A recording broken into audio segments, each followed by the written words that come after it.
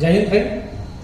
नुकताच काही वेळेपूर्वी राज्यसेवा पूर्व परीक्षेचा सीचारचा पेपर संपला. बऱ्याच विद्यार्थ्यांनी अतिशय चांगले फीडबॅक नोंदवले.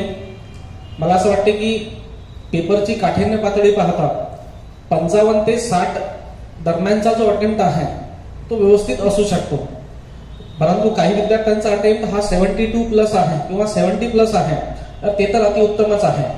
बऱ्याचशा विद्यार्थ्यांनी सांगितलं की सर काही 1-2 प्रश्न आहेत जे कदाचित रद्द होऊ शकतात किंवा मग आणखी बऱ्याचशा शंका आहेत विद्यार्थ्यांनी ज्या मला कॉल करून विचारलेल्या आहेत. तर लगेच आपण एक्सप्लेनेशनला सुरुवात करूया. यामध्ये कॉम्प्रेहेन्शनचा पार्ट जर पाहिला तर मॅक्झिमम फॅक्च्युअल प्रश्न विचारण्यात आलेले असल्याचं दिसून येते. एका पहिल्या पॅसेजमध्ये मध्यवर्ती कल्पना सांगा या संदर्भात एक प्रश्न विचारण्यात आलेला आहे. या व्यतिरिक्त यावर्षी नवीन जे पाहायला मिळतं ते मिळते आहे ऍप्लिकेशन बेस्ड प्रश्न. काहीतरी फौजदारी कायद्याविषयीचा एक पॅसेज आहे ज्यामध्ये सर्व जे प्रश्न आहेत ते ऍप्लिकेशन बेस्ड विचारण्यात आलेले आहे. फिजिक्सचा एक पॅसेज आहे गुरुत्वाकर्षणाचा, ज्यावर अप्लाइड प्रश्न म्हणजे न्यूमेरिकल्स वगैरे जे आहेत ते आपल्याला विचारण्यात आलेले आहेत. तर कॉम्प्रेहेन्शन विषयी आपण पुढल्या लेक्चरमध्ये डिस्कस करूया. परंतु मला असं वाटतं की आजचं जे लेक्चर आहे या लेक्चरमध्ये आपण मॅथ्स आणि रिझनिंगचे जे प्रश्न आहेत आणि ज्याविषयी विद्यार्थ्यांना शंका आहे ते प्रश्न सुरुवातीला डिस्कस करूया. तर सर्वात पहिला प्रश्न आहे मित्रांनो, संजय, अशोक आणि केतन यांनी 1:3, 3:5 या प्रमाणात गुंतवणूक करून एक धंदा सुरू केला. 4 महिन्यानंतर संजयने पूर्वी जेवढी गुंतवणूक केली होती तेवढी पुन्हा गुंतवणूक केली. अशोक तसेच केतन यांनी गुंतवणूक पूर्वीपेक्षा निम्न केली. तर वर्षाअखेरीस नफ्याचे प्रमाण किती? आपल्याला फक्त नफ्याचे प्रमाण काढायचं आहे. ठीक आहे ना. आता हा जो प्रश्न आहे हा प्रश्न पार्टनरशिपचा आहे. ज्या प्रमाणात त्यांनी गुंतवणूक केलेली आहे ते सुरुवातीला घेऊया, एक्स मानूया. फॉर एक्झाम्पल इथे आपल्याला लिहिता येईल पहिली जी व्यक्ती आहे ती आहे संजय, दुसरी जी व्यक्ती आहे ती आहे अशोक आणि तिसरी व्यक्ती आहे या ठिकाणी केतन. ठीक आहे ना. यांनी पहिली जी गुंतवणूक केली आहे ती केलेली आहे 4 महिन्यांसाठी, म्हणून पहिली गुंतवणूक आपण इथे घेऊया 4 मंथ. ठीक आहे ना. संजयने 1:3, 3:5 या प्रमाणात तिघांनी गुंतवणूक केली. म्हणजे संजयची गुंतवणूक आपण एक्स मानूया, अशोकची गुंतवणूक 3 आहे म्हणून 3x घेऊया आणि केतनची गुंतवणूक जी आहे ती आपल्याला घेता येईल या ठिकाणी 5x. ठीक आहे ना. ही गुंतवणूक आहे त्यांची 4 महिन्याची. परंतु आपल्याला नफ्याचं प्रमाण विचारलं आहे वर्षाअखेर. याचा अर्थ 12 महिन्यापर्यंत त्यांनी त्यांचा बिझनेस कंटिन्यू केलेला असेल. याचा अर्थ रिमेनिंग जी गुंतवणूक आहे ती असेल त्यांची 8 महिन्यासाठी. ठीक आहे ना. आता 4 महिन्यानंतर काय काय चेंजेस झाले ते बघूया. ठीक आहे ना. पहिलं म्हणतो आहे 4 महिन्यानंतर संजयने पूर्वी जेवढी गुंतवणूक केली होती पुन्हा तेवढी गुंतवणूक केली. म्हणजे सुरुवातीला त्याने एक्स केली होती, 4 महिन्यानंतर परत त्याने एक्सच गुंतवणूक केली. म्हणजे आता धंद्यामध्ये आहेत त्याचे 2x एवढे रुपये. ठीक आहे ना. आणि अशोक व केतन यांनी आपली गुंतवणूक निम्मी केली. आता जर 3x असेल तर याचे निम्मे व्हायला पाहिजे 1.5x आणि 5x चे निम्मे व्हायला पाहिजे 2.5x. इथपर्यंत क्लिअर आहे मित्रांनो. ठीक आहे ना. आता गुंतवणूक किती झाली एकूण, तर आपण ही जी गुंतवणूक आहे वरची ती 4 महिन्यासाठीची आहे, म्हणून वरची जी गुंतवणूक आहे त्याला आपण 4 ने गुणूया. फॉर एक्झाम्पल 4 गुणिला x केले तर 4x. क्लिअर आहे. इथे अशोकची गुंतवणूक यायला पाहिजे 4×3 12x आणि इथे यायला पाहिजे 5×4 20x. ठीक आहे ना. त्यानंतर 8 महिन्याची गुंतवणूक बघा. संजयने 2x एवढे रुपये 8 महिन्यासाठी गुंतवले म्हणून 8×2 16x. इथे यायला पाहिजे 15×8 20 म्हणजे 12x आणि 25×8 200 म्हणजे 20x. ठीक आहे. हा 4 महिन्याचा हिशोब आहे आणि खालचा जो आहे तो आहे यांचा 8 महिन्यांचा हिशोब. अशा प्रकारे एकूण 12 महिन्यांचा हिशोब आपल्याला काढता येईल. कॅल्क्युलेट केलं तर इथे आपल्याला मिळते आहे 12x, इथे मिळते आहे 24x आणि इथे मिळते आहे 40x. ठीक आहे ना. हे सर्व प्रमाणामध्ये असेल ज्या प्रमाणात त्यांनी गुंतवणूक केली आहे त्यानुसार. यांचा रेशो काढूया. यांचा जर रेशो आपण काढला तर सर्वांना आपण 4 ने भागू शकतो. तर इथे आपल्याला घेता येईल. ठीक आहे ना. ठीक आहे. बघा 4 ने सर्वांना आपल्याला या ठिकाणी भागता येईल. इथे 20. ठीक आहे. 16 20. ठीक आहे ना. ओके. तर 4×5 20, 4×7 24 आणि 4×10 40. ठीक आहे ना. सो करेक्ट आन्सर जे आहे ते यायला पाहिजे 5:6, 6:10. क्लिअर आहे मित्रांनो. ओके. तर सिंपल आहे प्रश्न. करेक्ट जे आन्सर आहे ते असायला पाहिजे ऑप्शन नंबर 3 मध्ये दर्शवल्याप्रमाणे. फक्त इथे एकच बाब लक्षात घ्यायची आहे की आपल्याला टोटल जो बिझनेस आहे तो 12 महिन्याचा दाखवायचा आहे, म्हणून 4 महिन्यामध्ये त्यांनी केलेली गुंतवणूक आणि 8 महिन्यामध्ये त्यांनी केलेली गुंतवणूक यांचा विचार करून आपल्याला इथे नफ्याचं गुणोत्तर जे आहे ते शोधून काढायचं होतं. ठीक आहे ना. तर पहिला प्रश्न या पद्धतीने लक्षात घेता येईल. दुसरा बघा, आपल्याला म्हणतोय पी या नैसर्गिक संख्येला 11 ने गुणून. ज्या पद्धतीने दिला आहे त्याच पद्धतीने आपल्याला या ठिकाणी लिहून घेता येईल. ठीक आहे ना. काय म्हणतोय, पी या नैसर्गिक संख्येला 11 ने गुणून. तर 11 ने जर पी ला गुणलं तर आपल्याला मिळायला पाहिजे 11 पी. इथपर्यंत क्लिअर आहे. त्यात 33 ही संख्या मिळवणे म्हणजे प्लस करणे. तर आपण यामध्ये 33 ही संख्या मिळवली. त्या बेरजेला 9 ने भागले. आता ही जी बेरीज आहे या बेरजेला आपल्याला 9 ने भागायचं आहे. आता या बेरजेला जर आपण 9 ने भागले तर बाकी शून्य मिळाले. बाकी शून्य मिळाली याचा अर्थ काय होतो मित्रांनो, याचा अर्थ होतो की या संख्येला 9 ने निशेष म्हणजे पूर्णपणे भाग जातो आहे. आता आपण लक्षात घेऊया, इथे 11p आणि 13p दिसत आहे. यामधून मला कॉमन काढता येतील 11 जर मी कॉमन काढले तर इथे ब्रॅकेटमध्ये शिल्लक राहील p + 3. क्लिअर आहे ना. आणि डिवायडेड बाय 9. आता 9 ने मला वर असलेला ही जी संख्या आहे p + 3 याला भाग जावे असं आवश्यक असेल, तेव्हाच त्या संख्येला तेव्हाच बाकी काय उरेल, शून्य उरेल. आता या संख्येला जर 9 ने भाग जाणे अपेक्षित असेल तर या p च्या ठिकाणी आपण दिलेल्या पर्यायामधील कोणती लहानात लहान संख्या ठेवायला पाहिजे. तर मला असं वाटतं की 6 ठेवून पहा. कारण p च्या ठिकाणी जर आपण 6 ठेवले तर 6 + 3 = 9 होतील आणि 9 ने वर असणाऱ्या 9 ला निश्चितपणे भाग जाईल. म्हणून या ठिकाणी आपल्याला ठेवता येईल 11 p म्हणजे 6 घेऊया +3 आणि डिवायडेड बाय 9. अशा प्रकारे या 9 ने वरच्या 9 ला आपल्याला डिवाइड करता येईल. काही विद्यार्थी विचार करत असतील, सर जर आपण या ठिकाणी 15 ठेवले तर 15 × 3 = 18. 18 ला सुद्धा 9 ने भाग जाईल. तसं पण चालेल, परंतु आपल्याला या ठिकाणी विचारलं आहे सर्वात लहान किंमत निवडा. सो करेक्ट आन्सर असायला पाहिजे 6. ठीक आहे ना. तर ही आहे याला सॉल्व्ह करण्याची रेग्युलर मेथड, किंवा मला असं वाटते की ऑप्शन वरूनही आपल्याला जाता येईल. ठीक आहे ना. आता p या नैसर्गिक संख्येला 11 ने गुणून. आता ती जर संख्या आपण 6 काढली आहे किंवा जर तुम्हाला ऑप्शन वरून जायची असेल तर आपण असं पण लिहू शकतो की सपोज ती संख्या 6 आहे. या संख्येला आपल्याला 11 ने गुणायची आहे. 11 ने जर गुणले तर आपल्याला आन्सर मिळेल 66. यामध्ये आपल्याला 33 मिळवायचे आहे. यामध्ये जर मी 33 मिळवले तर मला मिळेल 99. आणि याला भागायला सांगितलं आहे 9 ने. आणि डेफिनेटली 99 ला जर आपण 9 ने भागलं तर आपल्याला बाकी जी आहे ती शून्य मिळेल, कारण पूर्णपणे भाग जातो आहे. हा आहे आपला दुसरा प्रश्न. ठीक आहे. त्यानंतरचा प्रश्न आहे 15 पुरुष व 7 महिला यांच्यामधून 10 सदस्यीय समिती गठीत करायची आहे. मी तुम्हाला शिकवताना सांगितलंय जेव्हाही कमिटी फॉर्मेशनचा प्रश्न येईल, ठीक आहे ना, समिती गठीत करायची आहे तर डेफिनेटली तो प्रश्न राहतो कॉम्बिनेशनचा. ठीक आहे ना. ओके. समितीत कमीत कमी 6 महिलांचा समावेश असेल अशी समिती किती प्रकारे निवडता येईल. आता इथे कमीत कमीचा अर्थ समजून घ्या. ठीक आहे ना. आपल्याला एकूण जी समिती बनवायची आहे ती बनवायची आहे 10 सदस्यीय, म्हणजे त्याच्यामध्ये महिला व पुरुष मिळून एकूण जे व्यक्ती आहेत ते असायला पाहिजे 10.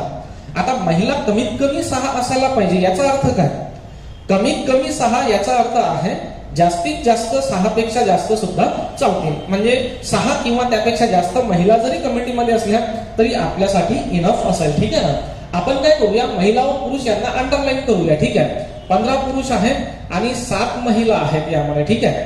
10 सदस्यीय समिती निवडायची आहे. आपण कशा प्रकारे निवडू शकतो, आपल्याला 6 महिला पाहिजे आहे म्हणून आपण 7 मधून 6 महिला निवडू शकतो. 7 मधून 6 महिला जर निवडायच्या असतील तर 7C6 या पद्धतीने आपल्याला 7 मधून 6 महिला निवडता येतील.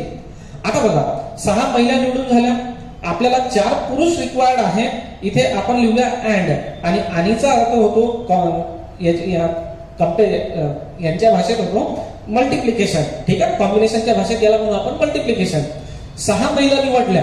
आता 10 जणांची कमिटी निवडण्यासाठी आपल्याला 4 पुरुष निवडायचे असतील, 15 मधून 4 पुरुष निवडायचे असतील तर ते आपल्याला निवडता येतील 15C4 या पद्धतीने. क्लिअर आहे ना. आता कमीत कमी 6 महिला निवडायच्या आहेत. एकतर हे कॉम्बिनेशन आहे किंवाला आपण कॉम्बिनेशनच्या भाषेत म्हणतो प्लस किंवा.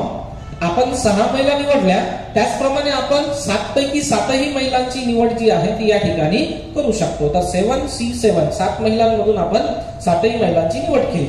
7 महिला निवडल्या, 10 होण्यासाठी 3 पुरुषांची आवश्यकता असेल म्हणून इथे 15 पुरुषांमधून आपण 3 पुरुषांची निवड करूया. क्लिअर आहे. या पद्धतीने आता याला आपल्याला सॉल्व्ह करायचं असेल, याला एक लक्षात घ्या, कॉम्बिनेशन मध्ये जिथेही अँड येत असेल त्याचा अर्थ गुणाकार होतो. इथे आपण काय निवडलाय 6 and 4 म्हणून गुणाकार, और 7 and 3. ठीक आहे, और असेल तर प्लस घ्यायचं आणि ऍड असेल तर गुणाकार घ्यायचा. ठीक आहे ना.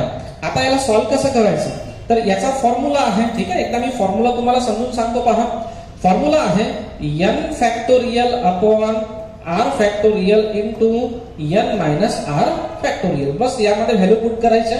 ही जी व्हॅल्यू आहे डोक्यावरची त्याला n म्हणायचं आणि ही पायाजवळची व्हॅल्यू आहे याला म्हणायचं r. ठीक आहे ना. तर एखादं एक्झाम्पल मी तुम्हाला या ठिकाणी सॉल्व्ह करून दाखवतो. ठीक आहे ना. फॉर एक्झाम्पल 7c6 ला आपण सॉल्व्ह करून बघूया. n फॅक्टोरियल म्हणजे 7 फॅक्टोरियल असा याचा अर्थ होईल. ठीक आहे. r फॅक्टोरियल म्हणजे किती मित्रांनो, 6 फॅक्टोरियल आणि n मायनस r म्हणजे 7 मायनस 6 फॅक्टोरियल म्हणजे 1 फॅक्टोरियल. ठीक आहे. फॅक्टोरियल लिहिणे म्हणजे काय, तर 7 6 5 4 3 2 1. ठीक आहे. दिलेल्या संख्येपासून एक ही नैसर्गिक संख्या येईपर्यंत गुणाकार करत जाणे. याला मी असं लिहितो पहा, 7 इंटू 6 फॅक्टोरियल असं लिहिलं. खाली मी 6 फॅक्टोरियल कायम ठेवतो आणि 1 फॅक्टोरियल म्हणजे 1. हा खालचा 6 फॅक्टोरियल आणि वरचा 6 फॅक्टोरियल कॅन्सल होईल आणि या ठिकाणी यायला पाहिजे फक्त 7. क्लिअर आहे मित्रांनो. ओके, तर याला आपण या पद्धतीने सॉल्व्ह करू शकतो. एखादं मी आणखी तुम्हाला सॉल्व्ह करून दाखवतो पहा. 15c4 आपल्याला दिलेला आहे. n फॅक्टोरियल म्हणजे या ठिकाणी यायला पाहिजे 15 फॅक्टोरियल. इथपर्यंत क्लिअर आहे.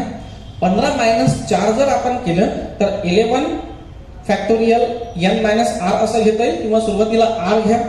4 फॅक्टोरियल इंटू 11 फॅक्टोरियल. ठीक आहे. 15 minus 4 n minus r factorial 11 factorial. याला आपल्याला कसं लिहिता येईल, 15 गुणिले 14 गुणिले 13 गुणिले 12. त्यानंतर येणारा 11 फॅक्टोरियल आणि खाली असणारा 11 फॅक्टोरियल हे या ठिकाणी कॅन्सल होऊन जाईल. 4 ला आपण लिहू शकतो 4 गुणिला 3 गुणिला 2 गुणिला 1. ठीक आहे ना. 4 त्रिक 12 आणि 12 आणि बेस साठी 14. काय मिळते आहे 15 गुणिले 7 गुणिले 13. याला आपण या ठिकाणी अशा पद्धतीने लिहून घेऊया, 15 गुणिले 7 गुणिले 13. क्लिअर आहे. त्याच पद्धतीने NCM. ठीक आहे ना. 7C7 याचा आन्सर नेहमी काय येतं 1 येतं. ठीक आहे ना. हे बहुधा बऱ्याच विद्यार्थ्यांच्या लक्षात आलेलं असेलच. ठीक आहे. त्यानंतर 15C3 ला सुद्धा आपण त्याच पद्धतीने जर सॉल्व्ह केलं तर इथे आपल्याला मिळते आहे 5 इंटू 7. ठीक आहे ना. याला तुम्ही सॉल्व्ह करून बघायचं. 5 इंटू 7 इंटू 30. ठीक आहे. बस याला सॉल्व्ह करायचं, हे मल्टिप्लिकेशन आणि यांची बेरीज करायची.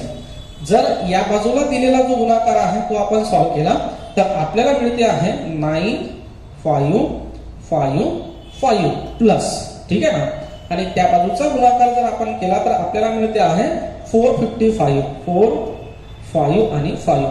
याचं जर आपण कॅल्क्युलेशन केलं तर आपल्याला फायनल आन्सर मिळते आहे 10010 या पद्धतीने. ठीक आहे ना. ओके, तर हे जे आहे ते आपल्याला मिळते आहे ऑप्शन नंबर 2 मध्ये. सो या प्रश्नाचं करेक्ट आन्सर जे आहे ते असायला पाहिजे ऑप्शन नंबर 2. क्लिअर आहे मित्रांनो.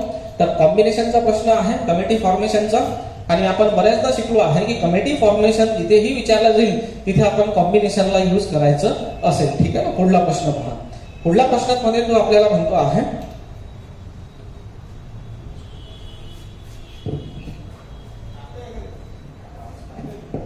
ठीक आहे ना. ओके, पुढला प्रश्न वाचूया. पुढील विधाने अभ्यासा व दिलेल्या पर्यायातून त्यांच्यावर आधारित यथार्थ निष्कर्ष निवडा. ठीक आहे ना. आपल्याला निष्कर्ष काढायचा आहे. निष्कर्ष म्हणजे काय, तर यावरून निघणारं तंतोतंत जे काही विधान असेल त्याला म्हणू आपण निष्कर्ष. ठीक आहे. पहिला पॉईंट म्हणतो आहे फक्त शेतकरी कुटुंबाचे सदस्य शेतकी विद्यापीठाच्या प्रवेश परीक्षांना बसू शकतात. ठीक आहे ना. आपण असं म्हणूया की सपोज ही एक प्रवेश परीक्षा आहे, शेतकी प्रवेश परीक्षा. तर या शेतकी प्रवेश परीक्षेला बसणारे जे काही विद्यार्थी असतील ते फक्त असायला पाहिजे शेतकरी कुटुंबाचे. क्लिअर आहे ना. म्हणजे यामध्ये सपोज जर मी हा पाठ घेतला तर हा पाठ असायला पाहिजे शेतकरी कुटुंबाचा. समोर असं म्हणतो आहे काही मुली प्रवेश परीक्षांना बसत आहे.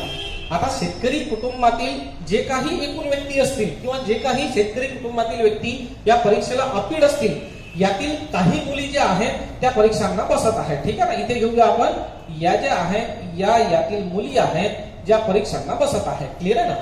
त्यानंतर सर्व स्त्री उमेदवारांना अशासकीय संस्थेमार्फत निशुल्क शिकवणी दिली जात आहे. म्हणजे या ज्या मुली आहेत या मुलींना काय दिली जाते आहे, शिकवणी दिली जाते आहे. ठीक आहे ना, बस याला या पद्धतीने लक्षात घेता येईल. ठीक आहे, मला असं वाटतं की याला थोडंसं अनालाइज करायचं या पद्धतीने डायग्रामॅटिकली, किंवा तसंही तुम्हाला लक्षात येत असेल तर ते योग्य असेल. ठीक आहे ना.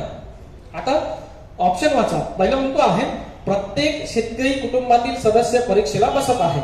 मी तुम्हाला शिकवलं आहे की कन्क्लुजन मध्ये प्रत्येक, सर्व, केवळ, फक्त यांसारखे शब्द जर येत असतील तर त्यांची आपण थोडी केअर करायला पाहिजे, म्हणजे त्यावर आपण विचार करायला पाहिजे.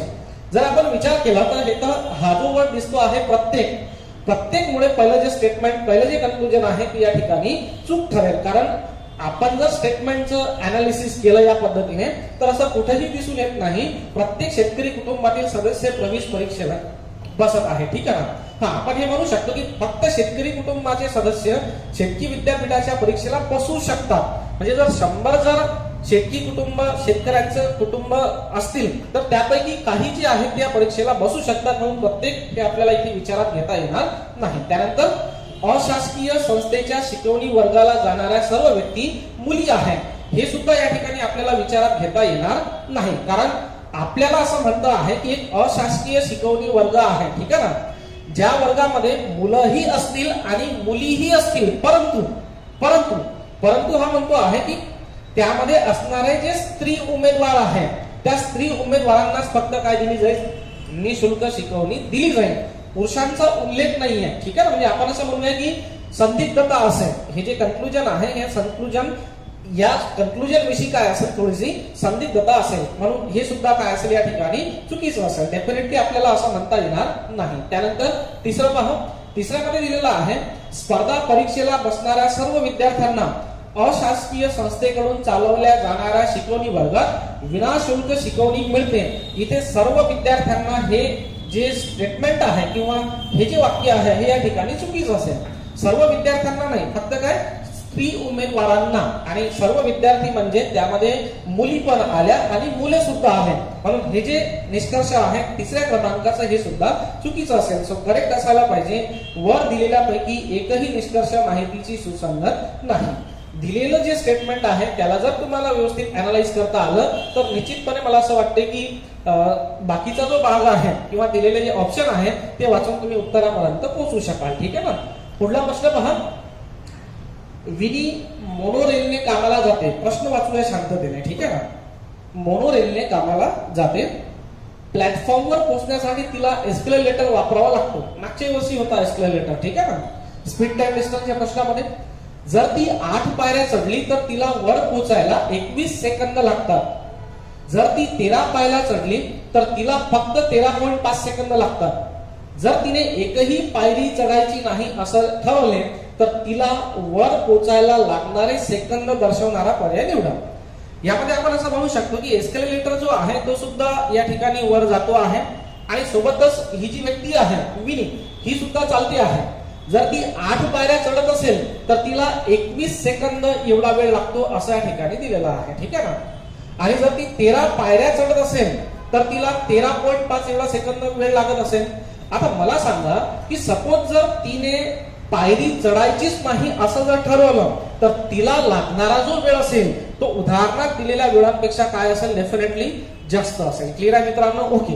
आता एकदा इथे लक्षात घेऊया आपण, जेव्हा ती 8 पायऱ्या चढते आहे तेव्हा तिला 21 सेकंद एवढा वेळ लागतो आणि जेव्हा ती 13 पायऱ्या चढते आहे तेव्हा तिला 13.5 एवढा वेळ लागतो आहे. मला असं वाटते की या प्रश्नाला मॅथमॅटिकली तर सॉल्व्ह करता येईलच, नो डाऊट. ठीक आहे ना. परंतु या प्रश्नाला जर आपण लॉजिकली सॉल्व्ह करू शकलो तर आपला पेपर मध्ये वेळ वाचेल असं मला वाटतंय. ठीक आहे ना. पाहता जर ती 8 पायऱ्या चढली तर तिला 21 सेकंद एवढा जो वेळ आहे तो लागतो आहे. जर मित्रांनो ती कमी पायऱ्या चढत असेल तर सपोज ती 6 पायऱ्या जर चढत असेल तर तिला 21 पेक्षा जास्त वेळ लागेल. जर ती 5 पायऱ्या चढत असेल तरी जास्त वेळ लागेल. आणि उदाहरणात दिल्यानुसार जर ती चालतच नसेल तर तिला 21 पेक्षा खूप जास्त वेळ लागायला पाहिजे असं आपण अंदाजे लक्षात घेऊ शकतो. आता मला सांगा जर ती चालतच नसेल तर ती फक्त 22 सेकंदात पोहोचेल का? नाही, कारण जेव्हा ती 8 पायऱ्या चढते तेव्हाच तर तिला 21 सेकंद लागतात. क्लिअर आहे ना? म्हणजे डेफिनेटली उत्तर जे आहे ते 21 पेक्षा जास्त असेल, परंतु ते नेमकं 1 नेच जास्त असेल असं आपल्याला म्हणता येणार नाही, कारण हा खूप जवळचा पर्याय आहे. हा सुद्धा खूप जवळचा पर्याय आहे. हा सुद्धा खूप जवळचा पर्याय आहे, कारण आपल्याला तिला 6 पायऱ्याही चढवायच्या नाही, 5 पण नाही, 4 पण नाही, 3 पण नाही, 2 पण नाही, 1 पण नाही. तिला फक्त काय करायचं आहे, स्टँडिंग पोझिशन मध्ये म्हणजे 0 पायऱ्या तिला चढवायच्या आहेत. डेफिनेटली याचा करेक्ट आन्सर काय असायला पाहिजे? Option number second. याही पद्धतीने तुम्हाला या प्रश्नाचं उत्तर जे आहे ते लॉजिकली काढता आलं असतं, किंवा तुम्हाला या प्रश्नाचं उत्तर मॅथमॅटिकली सुद्धा काढता येईल. काय करूया आपण, इथे घेऊया, आपल्याला दिलेला आहे 8 पायऱ्या. ठीक आहे ना? 8 पायऱ्या जर ती चढत असेल तर तिला 21 सेकंद एवढा वेळ लागतो. इथपर्यंत क्लिअर सर्वांना? त्यानंतर सपोज जर ती 13 पायऱ्या चढत असेल तर तिला लागणारा वेळ आहे 13.5 एवढा. ठीक आहे ना? जर आपण यांच्यामधला डिफरन्स लक्षात घेतला तर इथे यायला पाहिजे 5 स्टेप, 5 पायऱ्या. ठीक आहे ना? आणि इथे यायला पाहिजे 7.5 सेकंद. ठीक आहे ना? इथे यायला पाहिजे 5 पायऱ्या आणि 7.5 सेकंद.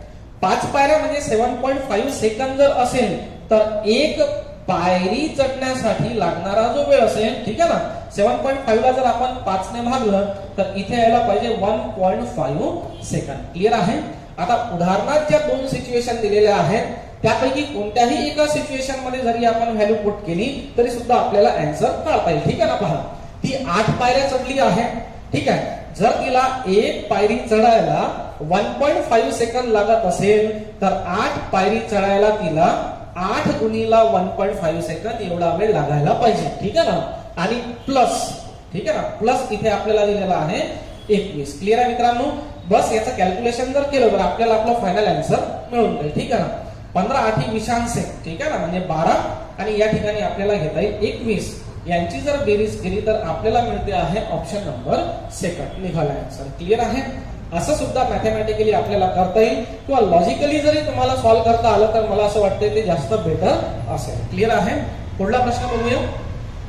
ओके, एका पुस्तकाच्या कपाटात 6 पुस्तके ठेवलेली आहेत. मी नेहमी असं म्हणतो, सपोज पझलचा प्रश्न जर परीक्षेत येत असेल, हा पझलचा प्रश्न आहे, पझलचा प्रश्न परीक्षेत येत असेल आणि आपल्याला कमी वेळेत सॉल्व्ह करायचा असेल तर आपण डायरेक्ट शेवटी काय विचारलं आहे या ठिकाणी येऊन जायचं. आपल्याला विचारलं आहे तर कायद्याच्या कोणत्या पुस्तकाचे वेस्टर्न निळे आहे, म्हणजे आपल्याला 2 बाबी लक्षात घ्यायच्या आहेत. ठीक आहे ना? एक तर आपल्याला लक्षात घ्यायचं आहे कायद्याचं पुस्तक, ठीक आहे ना, आणि असं पुस्तक ज्याचं कव्हर जे आहे ते काय असायला पाहिजे, निळे असायला पाहिजे. ठीक आहे ना? बस या 2 बाबीवर आपण दिलेले जे पुस्तकं आहेत त्यांना एक्झामिन करणार आहे. ठीक आहे ना? पुस्तकं कोणती आहेत? एल, एम, एन, ओ, पी आणि क्यू. तर या ठिकाणी आपल्याला लिहिता येईल एल, एम, एन, ओ, पी आणि क्यू हे आपल्याला या ठिकाणी लिहिता येईल. ठीक आहे? आता काय करूया, लक्षात घेऊया की आणखी काय काय माहिती दिलेली आहे. एम, पी, एन, क्यू या खुणा असलेल्या पुस्तकांची वेष्टने निळी आहेत. कोणकोणती पहा. एम हे पुस्तक निळं आहे. ठीक आहे? त्यानंतर पी सुद्धा निळा आहे, एन सुद्धा निळा आहे आणि क्यू सुद्धा ठिकाणी निळा आहे. ठीक आहे? आता आपल्याला डायरेक्ट घ्यायचं आहे कायद्याचे पुस्तक कोणते आहे. जर आपण समोर वाचलं तर आपल्याला लक्षात येईल एल, एम, एन खुणा असलेली पुस्तके कायद्याची आहेत. कोणकोणती? एल, एम आणि एन. तर आपण कायद्याचं पुस्तक एक एल आहे, त्यानंतर एम आहे आणि त्यानंतर एम आहे, असं आपल्याला या ठिकाणी लक्षात घेता येईल. ठीक आहे ना? जर आपण ऑब्झर्व केलं तर आपल्या काय लक्षात येत आहे मित्रांनो, आपल्याला तो विचारता आहे कायद्याच्या कोणत्या पुस्तकाचे वेस्टर्न निळे आहे. तर कायद्याची 2 पुस्तकं आपल्याला या ठिकाणी दिसून येतात. ठीक आहे ना? कोणती 2 पुस्तकं आहेत कायद्याची? एक आहे एम आणि एक आहे एन. आणि एमचं सुद्धा कव्हर निळं आहे आणि एनचं सुद्धा कव्हर काय आहे या ठिकाणी निळं आहे. म्हणजे याचं जे उत्तर आहे ते एम किंवा एन पैकी काहीतरी असू शकते. आणि दोन्ही ऑप्शन आपल्याला दिसत आहे ऑप्शन क्रमांक 2 आणि 4 मध्ये. आणि मला असं वाटतं की तो हा प्रश्न असू शकतो जो कदाचित यावर्षी रद्द होईल. एकदा प्रश्न तुम्ही इंग्लिश मध्ये सुद्धा वाचायचा, त्यामध्ये जर काही वेगळं दिलेलं असेल तर होऊ शकते, परंतु माझ्या माहितीप्रमाणे इंग्लिश मध्ये सुद्धा प्रश्न जो आहे तो याच पद्धतीने दिलेला आहे. परत एकदा ऑब्झर्व करून घेऊया आपण. एम, पी, एन, क्यू ही निळी आहे.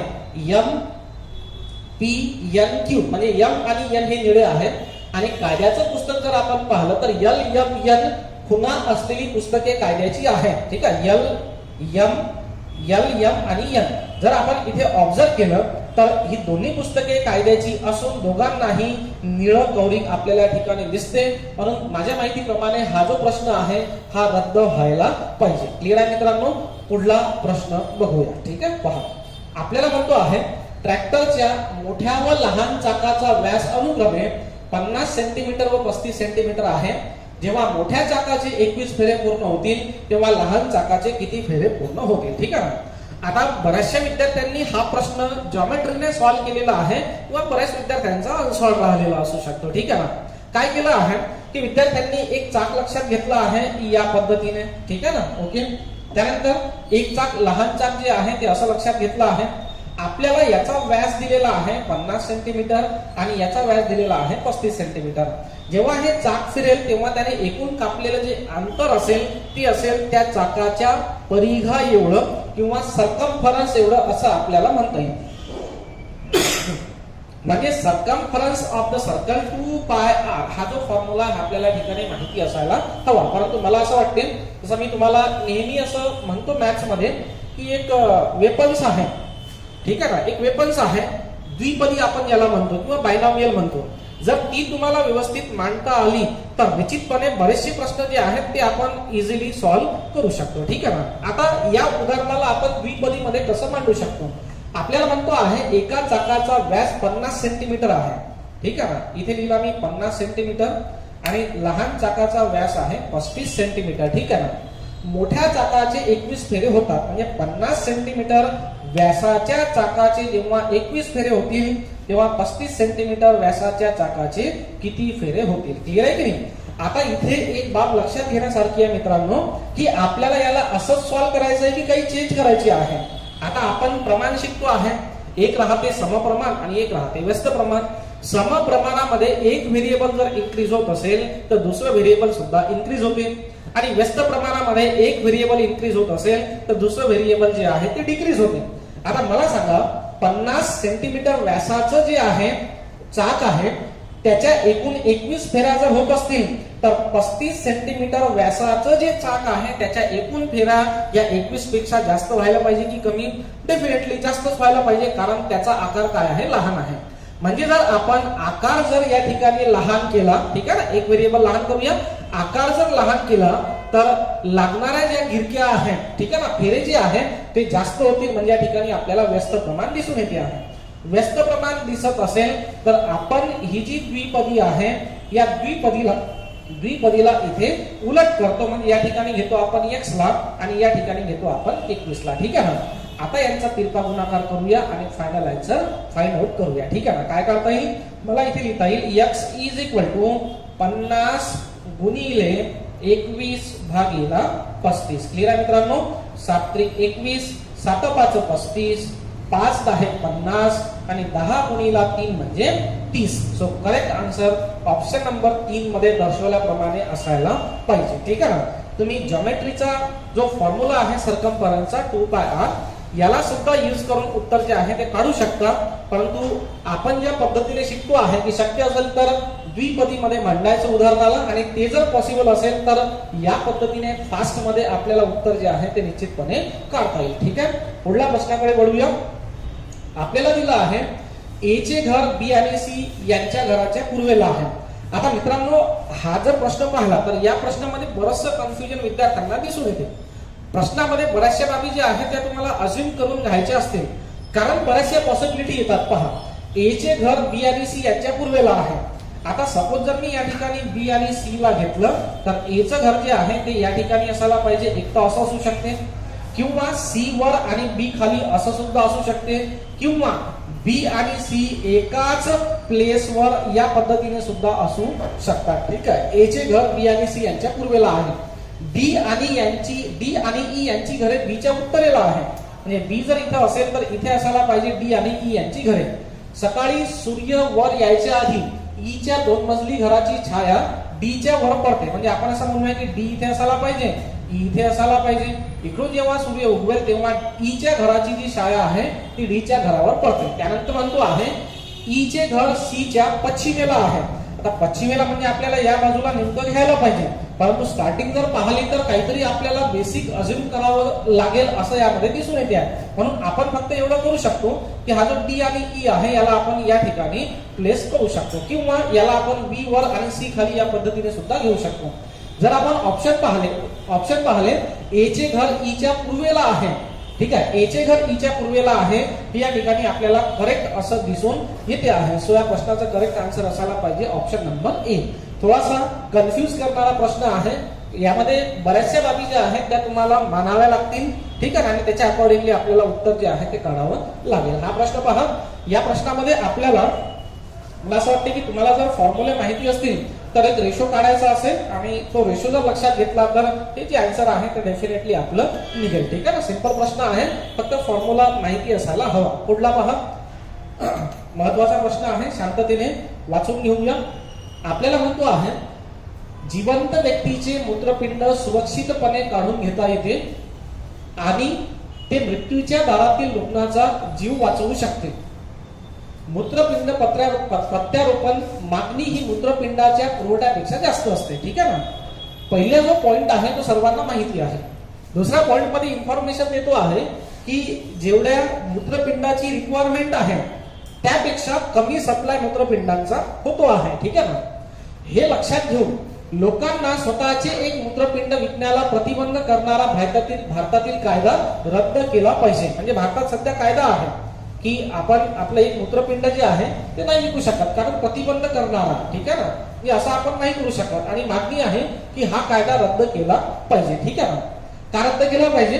परिणामी अनेक प्रमाणात यशस्वी मूत्रपिंड प्रत्यारोपणे होऊ शकतील. म्हणजे लोक मूत्रपिंड डोनेट करतील आणि यशस्वी प्रत्यारोपण जे आहे ते होऊ शकेल असं यांना वाटते. ठीक आहे, त्यामुळे श्रीमंत रुग्णांकडून संभाव्य गरीब दात्याची पिळवणूक होईल याची लोकांना चिंता वाटते. ही याची निगेटिव्ह बाब आहे. ठीक आहे ना, जर असं केलं तर कदाचित श्रीमंतांकडून गरीब लोकांची काय होऊ शकते, पिळवणूक होऊ शकते असंही या ठिकाणी याला वाटते आहे. परंतु स्वतःच्या कुटुंबाला आधार देण्यासाठी धोकादायक व्यवसायात काम करणे हे स्वतःच्या कुटुंबाला आधार देण्यासाठी स्वतःचे मित्रपिंड विकण्याहून फारसे वेगळे नाही.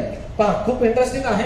हा म्हणतो आहे की बरेचसे व्यक्ती असतात की ते कदाचित जास्त डेंजरस सिच्युएशन मध्ये काम करत असतात. ठीक आहे ना, जर फायरशी रिलेटेड असेल, ठीक आहे ना, किंवा मग स्फोटकांशी रिलेटेड काम असेल. ठीक आहे ना, या ठिकाणी ते काम करत असतात, आणि याला इथे म्हणायचं आहे की अशा ठिकाणी काम करणं काय किंवा मूत्रपिंड विकून अँड सो ऑन करणं काय, ठीक आहे ना, हे सर्व सारखंच आहे किंवा हे काय आहे फारसे वेगळे नाही असं याला ठिकाणी म्हणायचं आहे. काही रुग्णांनी मूत्रपिंडे विकत घेऊन दुसऱ्या देशात प्रत्यारोपणे करून घेतली आहे. अशा शस्त्रक्रियांचा त्यांच्या जीवाला असणारा धोका मोठा असू शकतो. क्लिअर आहे ना, तर याला आपण 2-3 पार्ट मध्ये डिवाइड करून या पद्धतीने समजून घेऊ शकतो. ठीक आहे ना, समोर म्हणतो आहे वरील युक्तिवादाला आधार ठरेल असे गृहीतक पुढील पर्यायातून निवडा. तर यामध्ये जो युक्तिवाद दिलेला आहे, ठीक आहे ना, काय युक्तिवाद आहे यामध्ये युक्तिवाद मूत्रपिंड प्रत्यारोपण आणि मूत्रपिंड डोनेट याच्याशी संबंधित आहे. याला आपल्याला आधार द्यायचा म्हणजे सपोर्ट करायचा आहे.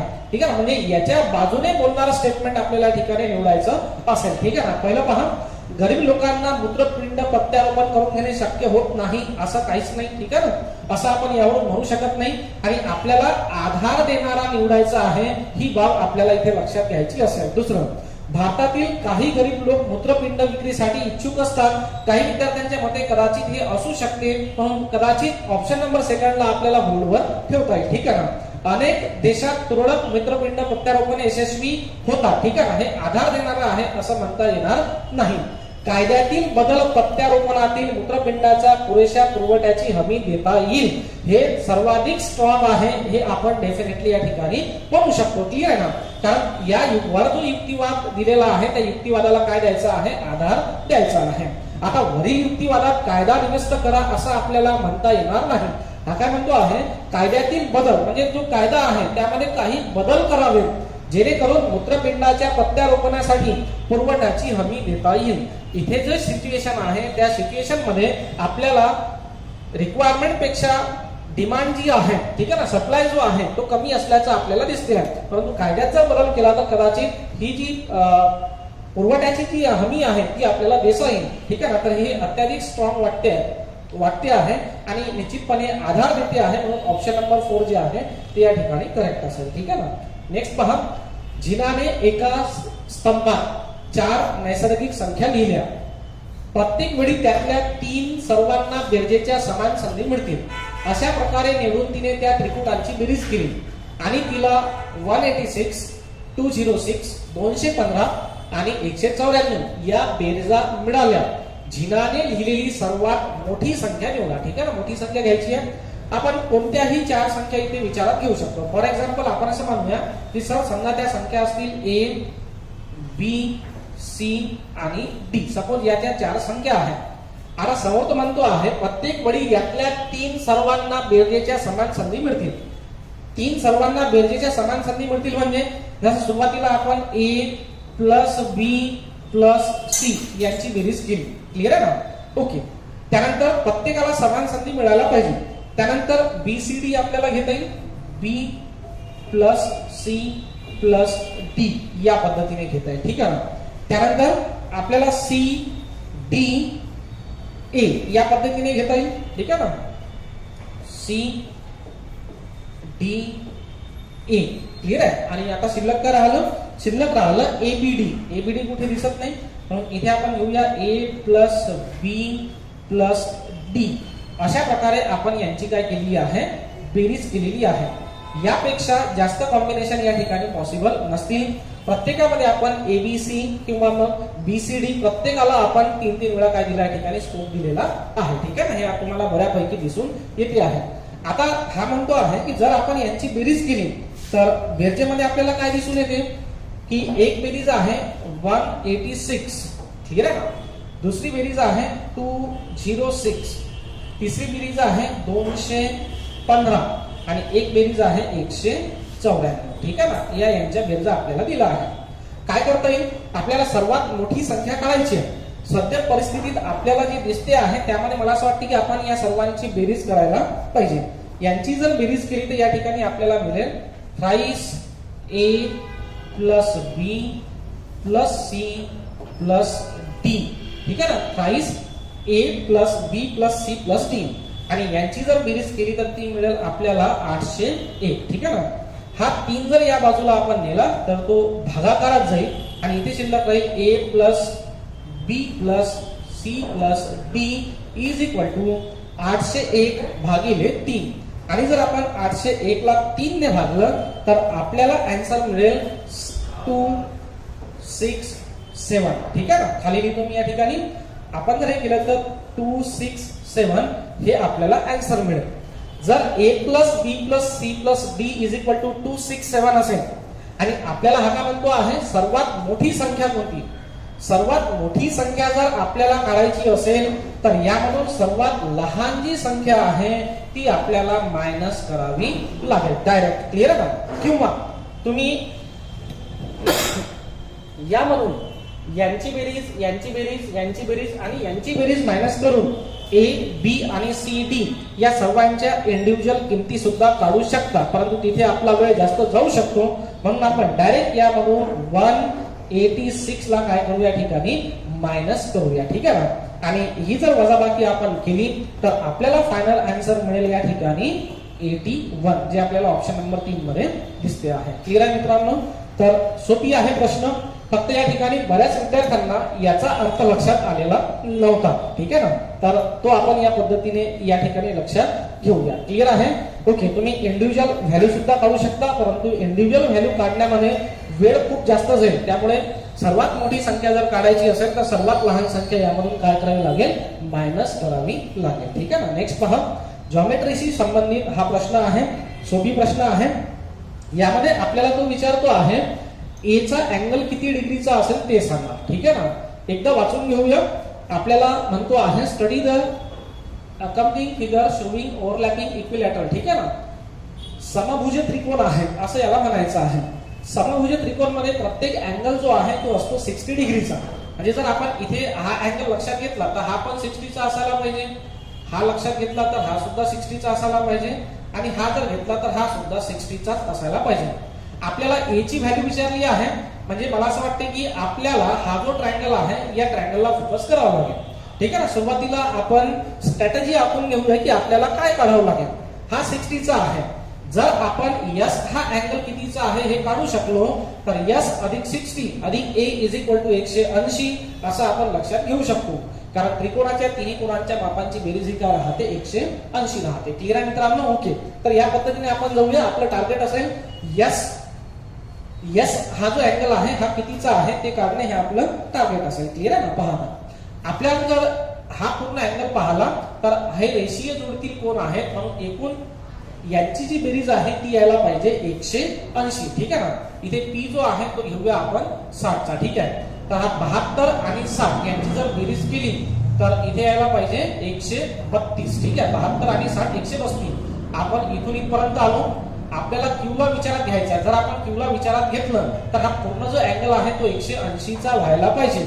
त्यापैकी किती अँगल घेतला आपण 132चा अँगल आपण घेतलेला आहे. ठीक आहे ना. आता कितीचा अँगल शिल्लक आहे तर 48चा अँगल शिल्लक आहे. कारण 72 अधिक 60 अधिक 48 बरोबर 180.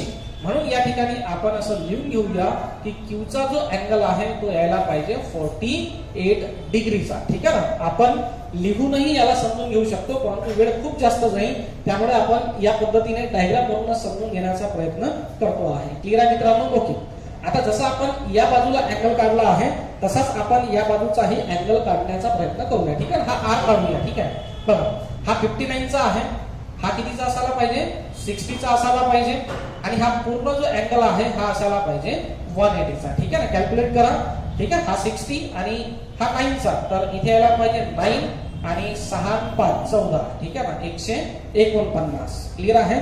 ओके, आपण जर आर ची व्हॅल्यू काढली ठीक आहे ना तर आर ची व्हॅल्यू असायला पाहिजे इथे 61. ठीक आहे ना. आर ची व्हॅल्यू आपल्याला या ठिकाणी घेता येईल 61. आपल्याला एकूण जो अँगल काढायचा आहे या ठिकाणी तो काढायचा आहे 180चा. म्हणून इथे आर ची जी व्हॅल्यू आहे ती आपल्याला 61 अशी घेता येईल. ठीक आहे. तर क्यू आपल्याकडे आहे 48, आर आहे 61. तर एस ची व्हॅल्यू किती असायला पाहिजे. ठीक आहे ना. यांची बेरीज करायची आणि ती बेरीज 180 मधून मायनस करायची कारण या तीनही कोणांच्या मापांची बेरीज जी आहे ती आपल्याला घ्यायची असेल 180. ठीक आहे ना. या पद्धतीने जर आपण या ठिकाणी घेतलं तर आरचा जो अँगल आहे तो येतो आहे 71. एकदा बेरीज करून पाहूया. 8 आणि 9 10 0 हातच्या 1 6 4 10 17 आणि 18 करेक्ट आहे. ठीक आहे ना. 180 डिग्री. म्हणजे या पद्धतीने जर काढलं तर आपला यस जो येतो आहे तो येतो आहे 71 डिग्रीचा. इथपर्यंत क्लिअर आहे. आता बोर्डवर पहा. हा यस आपल्याकडे अवेलेबल आहे 71 डिग्रीचा. हा टी अवेलेबल आहे 60 डिग्रीचा. तर एक किती डिग्रीचा असावा जेणेकरून तीनही कोणांच्या मापांची बेरीज ही 180 येईल. ठीक आहे ना. इथे आपण लिहून घेऊया. एक अँगल दिला आहे 71 डिग्रीचा, एक आहे 60 डिग्रीचा. तिसरा अँगल किती डिग्रीचा असावा जेणेकरून त्रिकोणाच्या तिन्ही कोणांच्या मापाची बेरीज ही 180 व्हायला पाहिजे. तर मला असं वाटते की तिसरा जो कोण आहे तो आपण 49 जर घेतला तर 180 येऊन जाईल. 9 1 10 6 4 10 17 आणि 18 करेक्ट. ठीक आहे ना. म्हणजे तिसरा जो अँगल आहे हा जो ए हा असायला पाहिजे 49 डिग्रीचा. सो करेक्ट असायला पाहिजे ऑप्शन नंबर 1. ठीक आहे ना. याला आपण बाजूला लिहून व्यवस्थित सुद्धा समजून घेऊ शकतो. ठीक आहे ना. आता परीक्षेत जर आपल्याला वेळ वाचवायचा असेल तर शक्यतो या पद्धतीने सॉल्व्ह करणं आवश्यक असेल असं मला वाटते. ठीक आहे ना. पुढला प्रश्न पहा. यामध्ये आपल्याला विसंगत आकृती जी आहे ती निवडायची होती. आता बऱ्याचशा विद्यार्थ्यांनी यामधले ठोकळे वगैरे मोजून पाहिले किंवा इतरही बाबी ज्या आहेत त्या करून पाहिलेल्या असतील. आता मला काय दिसलं आहे ते सुद्धा मी तुम्हाला समजून सांगतो. ठीक आहे ना. आपण काय करूया स्टार्ट आणि एंड जो पॉइंट आहे तो लक्षात घेऊया. जर आपण स्टार्टिंग पाहिलं तर या दिशेला आपल्याला दिसते आहे. ठीक आहे ना.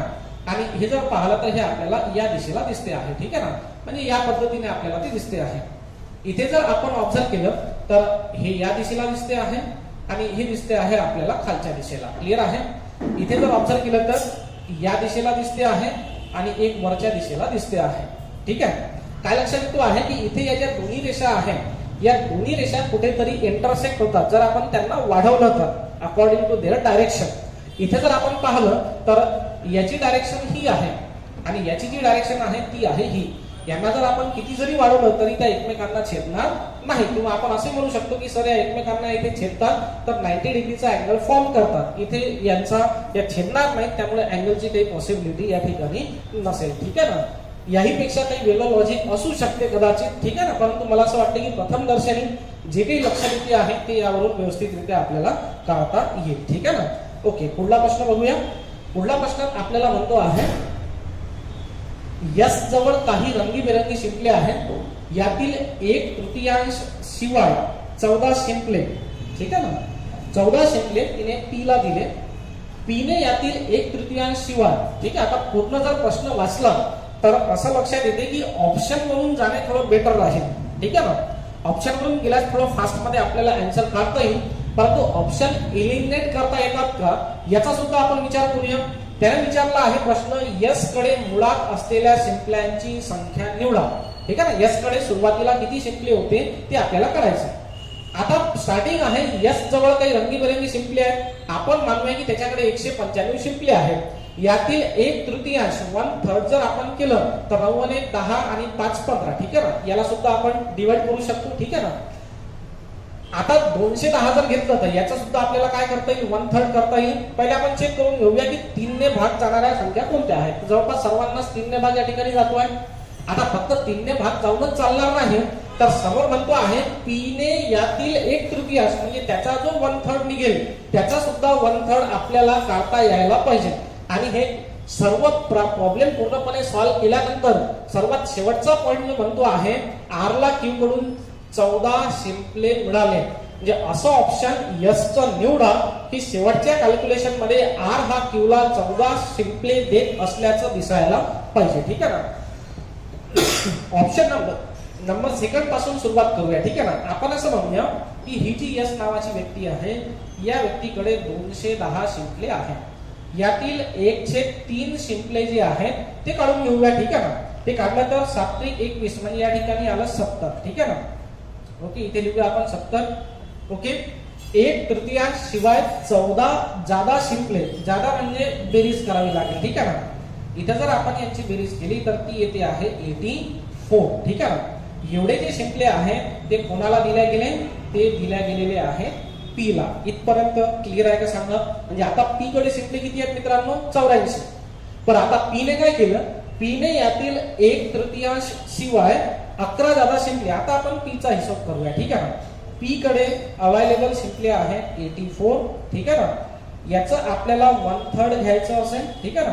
3 × 3 3 2 6, ठीक आहे ना. आणि 8 × 24 क्लिअर आहे 28 असं या ठिकाणी आपल्याला मिळते आहे. ओके, इथे घेऊया आपण 28 आणि किती जादा आहे 11. तर यामध्ये आपण 11 प्लस केले, बेरीज करूया 8 आणि 9 आणि हे 39, ठीक आहे. अशा प्रकारे पी ने क्यू ला 39 शिंपले जे आहेत ते दिलेली आहेत, ठीक आहे. आता क्यू चा हिशोब करूया. क्यू कडे एकूण शिंपले आतापर्यंत केलेल्या हिशोबानुसार आहेत 39.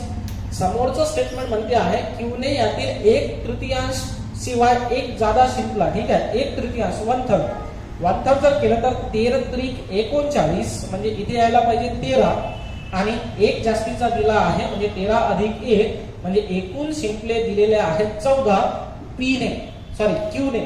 आणि कोणाला दिले आहे, एक जादा शिंपला आर या मित्राला दिला. क्लिअर आहे मित्रांनो इथपर्यंत, ठीक आहे ना. तर आर ला क्यू कडून 14 शिंपले मिळाले. इथं जर आपण ऑब्झर्व केलं तर आपण काढलेल्या माहितीनुसारही आर ला क्यू कडून 14 शिंपले मिळाले आहेत. परंतु हे केव्हा करेक्ट आहे, जेव्हा आपण यस कडे 210 शिंपले आहेत हे अज्युम करून चाललो तर, ठीक आहे ना. सो या प्रश्नाचं करेक्ट आन्सर जे आहे ते यायला पाहिजे 210. ऑप्शन करून गेल्यास थोडं व्यवस्थितरित्या उत्तर काढता येईल असं मला वाटते. फास्ट मध्येही काढता येईल, ठीक आहे. त्यानंतर पहा, दिलेली माहिती वापरून अनुक्रमे मामा व भाची यांची जोडी निवडा. मामा व भाचीचा अर्थ आहे पहिली व्यक्ती मामाच असायला पाहिजे आणि दुसरी जी व्यक्ती आहे ती भाचीच असायला पाहिजे, ठीक आहे. आता मला सांगा, दुसरी व्यक्ती जर भाची येणं अपेक्षित असेल तर दुसरी जी व्यक्ती आहे ती फिमेल असायला पाहिजे. क्लिअर आहे. ज्या पद्धतीने आपण शॉर्टकटने उदाहरण समजून घेत असतो किंवा शिकलो आहे त्याच पद्धतीने घेऊया, ठीक आहे ना. याचा अर्थ दुसरी जी व्यक्ती आहे ती फिमेल असायला पाहिजे. पण आपण ऑब्झर्व करूया आर ही फिमेल येते का, ठीक आहे. एकदा वाचून घेऊया. स्टेटमेंट मध्ये दिसतो आहे आर हा पीचा मुलगा आहे. मुलगा आहे म्हणजे आर हा प्लस याचा अर्थ ऑप्शन नंबर 4 आणि ऑप्शन नंबर 1 हे आपल्या उत्तराचा भाग नसेल, ठीक आहे ना. क्यू ही मुलगी येते का पहा, क्यू ही सी ची मुलगी आहे, म्हणजे आपलं जे करेक्ट आन्सर आहे ते 2 आणि 3 यापैकी हे काहीतरी असायला पाहिजे. क्लिअर आहे ना? ओके, आता लक्षात घेऊया, जर मामा यायचा असेल तर संबंधित व्यक्ती पी किंवा मग संबंधित व्यक्ती बी हे कोणाचा तरी भाऊ असायला पाहिजे. कारण मामा येण्यासाठी महत्वाची कंडिशन आहे आईचा भाऊ, म्हणजे कोणाचा तरी भाऊ लागायला पाहिजे.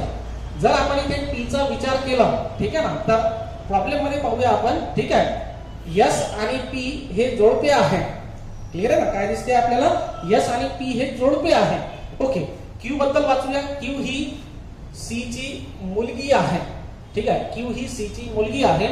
आर हा पी चा मुलगा आहे. इथे आपण पाहिलं तर आपल्याला दिसते आहे पी हा सी चा भाऊ आहे. क्लिअर आहे ना? पी हा सी चा भाऊ आहे. म्हणजे जी कंडिशन मी सांगितली की आपल्याला मामा हे उत्तर काढण्यासाठी संबंधित व्यक्ती म्हणजे पी किंवा बी यापैकी कोणीतरी एक व्यक्ती भाऊ येणे आवश्यक आहे. या ठिकाणी पी ही व्यक्ती भाऊ येथे आहे, म्हणून करेक्ट असायला पाहिजे ऑप्शन नंबर सेकंड. असं आपण याला लॉजिकली ही काढू शकतो किंवा डायग्राम काढून काढल्यास अॅक्युरेसी थोडी बेटर राहील असं मला वाटते. ठीक आहे, पहा, सी हे बी चे वडील आहे. या ठिकाणी आपण बी ला घेऊया. ठीक आहे, सी हे बी चे वडील आहे, सॉरी बी हे सी चे वडील आहे. तर आपण बी ला घेतलं, हे वडील आहेत सी चे, ते आधीच्या जनरेशन मध्ये आहेत म्हणून त्यांना आपण वर घेतलं, त्यांना आपण प्लस केलं.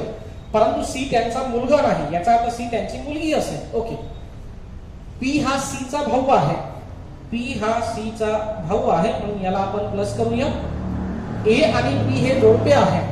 जोडपे आहे म्हणून डबल बॉन्डने जोडूया. त्यापैकी बी जर प्लस असेल तर डेफिनेटली ए हे व्यक्ती मायनस असायला पाहिजे. क्यू ही सी ची मुलगी आहे. या ठिकाणी घेऊया आपण क्यू ला, जी सी ची मुलगी आहे. बस, बाकीचं विचारात घेण्याची आवश्यकता नसेल. आपल्याला विचारलं आहे की मामा व भाची यांची जोडी निवडा. जर आपण क्यू ला विचारात घेतलं तर क्यूच्या बहिणीचा म्हणजे सी चा पी हा भाऊ आहे, म्हणून क्यू आणि पीचं जे नातं आहे ते मामा आणि भाची यांचं असेल, हे या ठिकाणी क्लिअरली लक्षात येतं. ठीक आहे, तुम्ही लॉजिकली सुद्धा काढू शकता किंवा सॉल्व्ह करून हे तुम्हाला काढता येईल. या वर्षीच्या परीक्षेमध्ये विचारात आलेला सर्वात सोपी जर कोणता प्रश्न असेल तर माझ्या माहितीप्रमाणे हा. फक्त एकच स्टेटमेंट वाचून ऑप्शनला एक्झामाइन करून तुम्ही डायरेक्टली आन्सर पर्यंत जे आहे ते पोहोचू शकता. कसं करता येईल ते पहा. आपल्याला सिलेक्शनचा प्रश्न आहे. आपल्याला म्हणतो आहे पहिल्या संघात कमाल 5 किंवा किमान 4 विद्यार्थी असायला हवे. ठीक आहे ना? ओके, प्रत्येक विद्यार्थी फक्त एकाच प्रकल्पासाठी निवडला जाईल. काम सुरळीत चालण्यासाठी सी ची ए सोबत निवड करणे उपयुक्त ठरेल. म्हणजे जर तुम्ही सी ला घेतलं असेल तर तुम्हाला ए ला सुद्धा घ्यावंच लागेल, किंवा तुम्ही ए ला घेतलं असेल तर तुम्हाला सी ला सुद्धा घ्यावंच लागेल. आता मी ऑब्झर्व करतो, या ठिकाणी मला ए दिसते आहे, परंतु जर ए ला घेतलं तर सी असायला पाहिजे, तो दिसत नाही, म्हणून हे ऑप्शन इलिमिनेट होऊन जाईल. ठीक आहे ना? त्यानंतर इथे मला सी दिसतो आहे, परंतु या सी सोबत मला कुठे ए दिसत नाही, त्यामुळे हे सुद्धा ऑप्शन जे आहे ते इलिमिनेट होईल. इथे जर पाहिलं तर इथे ए आणि सी दोन्ही दिसत आहे, म्हणून शक्यता आहे की ऑप्शन नंबर 3 काय असेल, करेक्ट असेल. परंतु समोर वाचून घेऊया. ए व एच नेहमी वाद घालण्यात वेळ घालवतात, म्हणजे ए सोबत एच नसायला पाहिजे. ओके, क्लिअर आहे. बी व एफ हे सी सोबत स्वस्तपणे काम करू शकत नाही. ठीक आहे ना?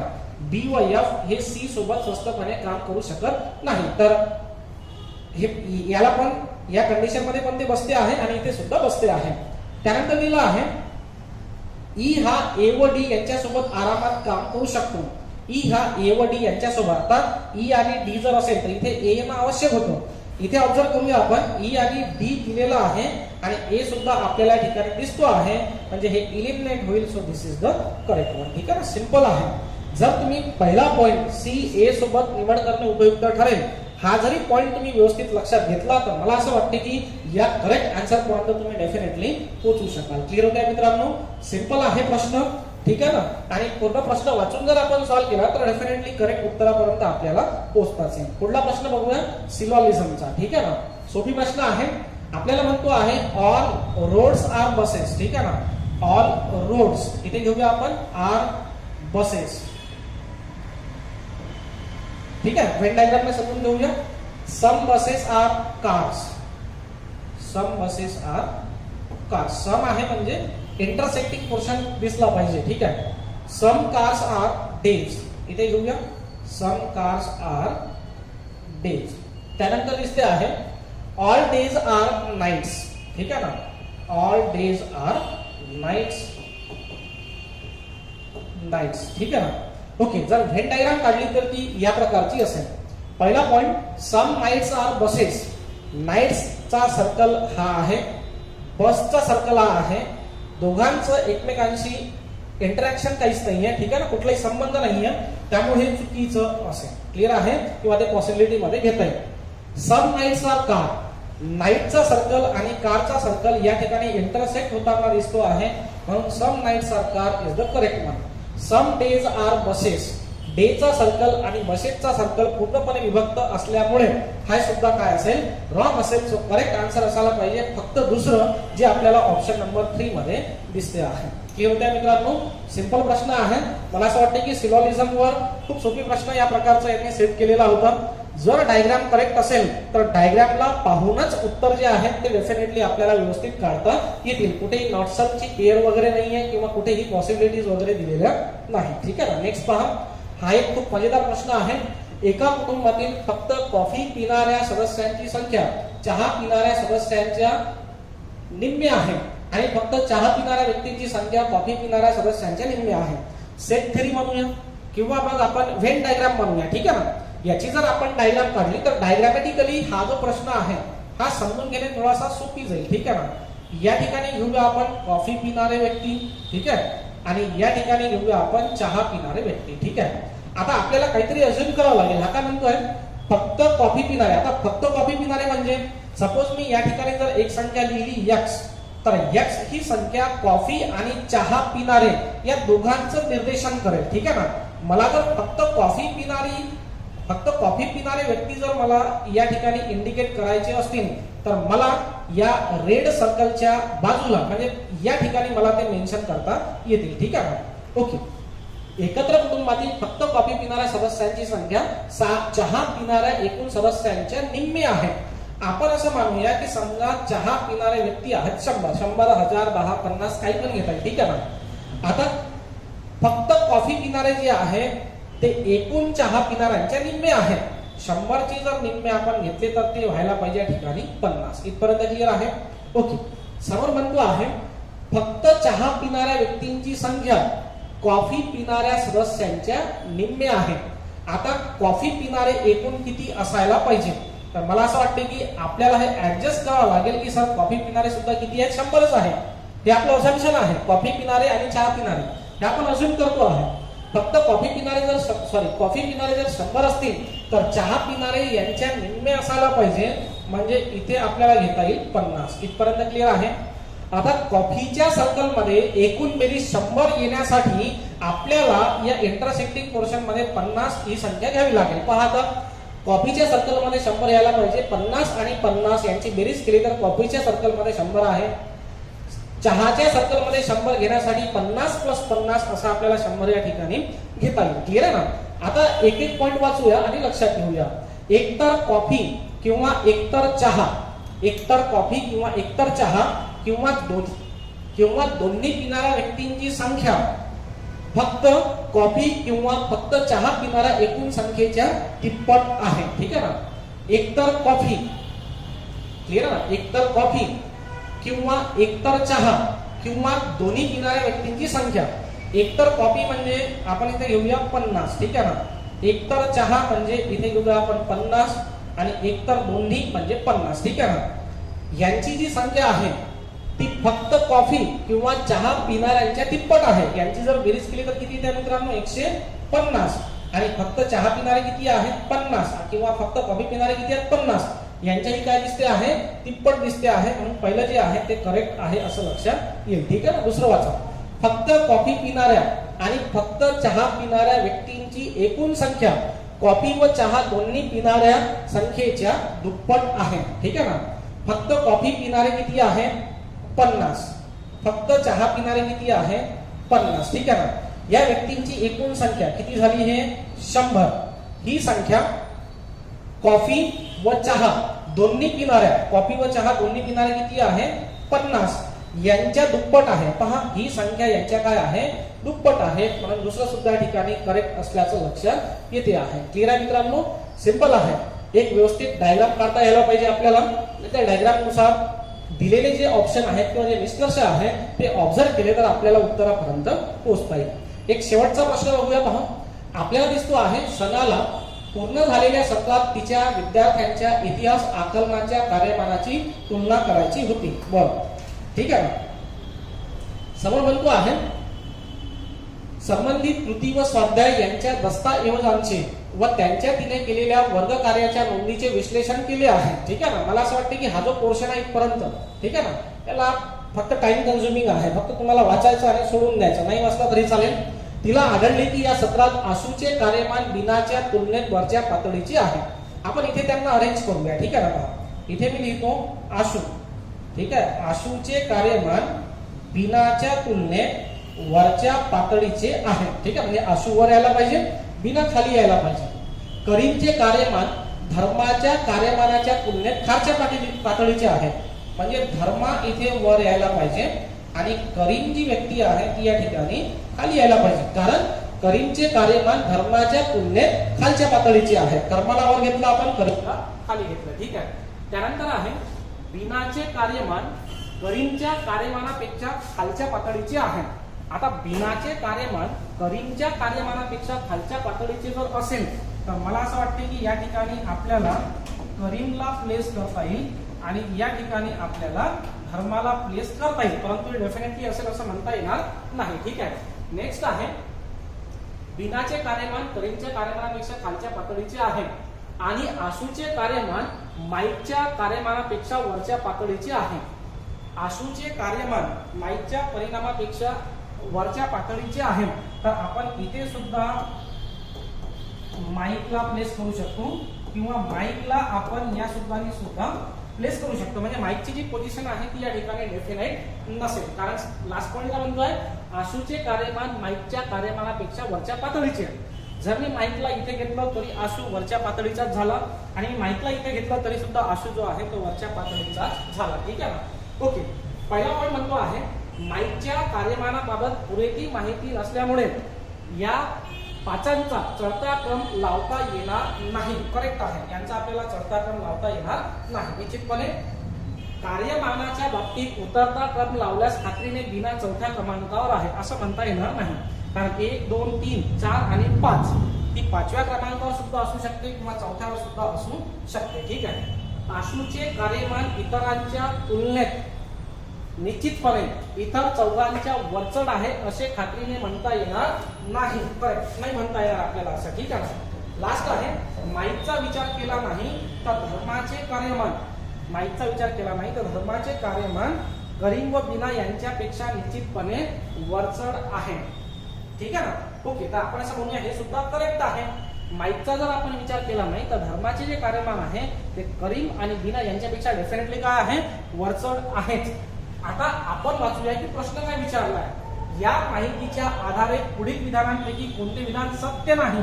आपण जर काढलं तर आपल्या लक्षात येते की ऑप्शन नंबर सेकंड मध्ये जे दिलेलं आहे ते सत्य नाही. सो करेक्ट असायला पाहिजे ऑप्शन नंबर सेकंड. तर मित्रांनो अशा पद्धतीने हा जो पेपर आहे जो आज झालेला आहे तो आपण या ठिकाणी एक्सप्लेन करून घेतला. याचा उर्वरित भाग जो आहे तो सुद्धा तुम्हाला बऱ्यापैकी पुढल्या लेक्चरमध्ये समजून सांगण्यात येईल. यामधले काही महत्वाचे जे पॅसेज आहेत ते सुद्धा आपल्याला या ठिकाणी डिस्कस करायचे असते. ठीक आहे ना. आजसाठी एवढंच. इथे थांबूया. धन्यवाद.